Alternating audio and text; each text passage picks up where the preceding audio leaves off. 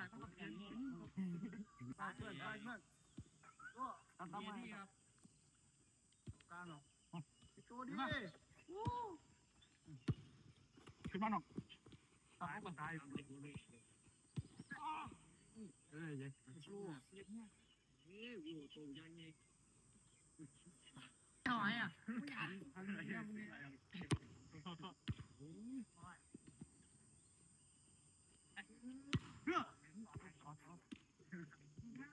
อยู่ไปเรื่อย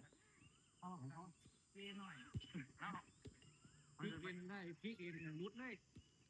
อยู่ไว้ก่อนอย่าลุ้นนะ ไปเลยลูกอีก ลูกทับไหลตั้งใส่ลงมาเนาะ นั่ง